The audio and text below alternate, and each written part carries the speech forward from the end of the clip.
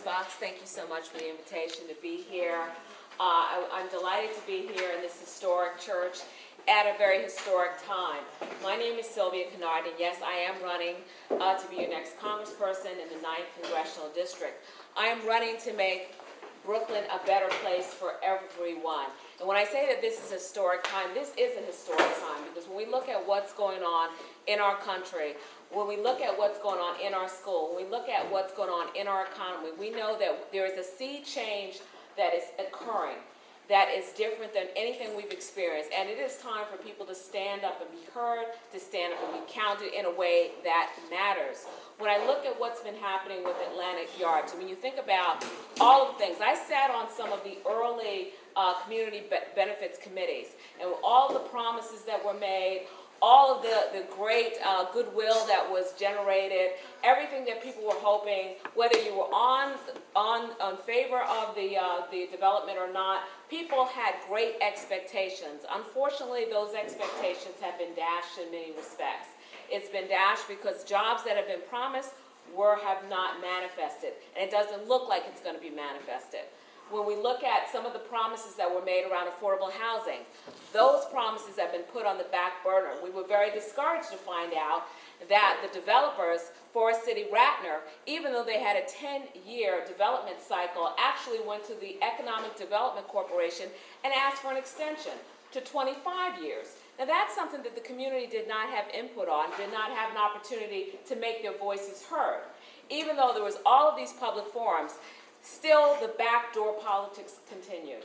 That's the sad state of affairs, that we do not have politicians who are willing to hold individuals' feet to the fire. When we think about the benefits agreement, not just for Atlantic Yards, but think about what happened with the bailout, with TARP. No provisions were put in. No teeth was put into those provisions. That is really where it makes a difference who your elected officials are. One of the things about my opponent, even though she has voted 98% down the line in terms of her party, and she's a good party voter. She votes down the line, 98% with the Democrats. But what she doesn't do is that she doesn't make her voices heard on issues that matter. For example, there should have been teeth put into the TARP agreement. There should have been teeth put into the benefits, a community benefits agreement with Atlantic Yards. These are some of the things where it makes the difference who represents you. A lot of times people say to me, politics doesn't matter, because they say what they're going to do and they do what they're going to do anyway. But it does make a difference when people use their bully pulpit to stand up and make change. For example, I served on the community school board for District 13. District 13 encompasses a number of the schools that are in this district. When you think about what's going on with PS9, when you think about what's going on with PS22, when you think about what's going on with PS316, these are schools that have over 60% of their students are using the free school lunch program. Why? Not because they want to. They're doing it because they have to.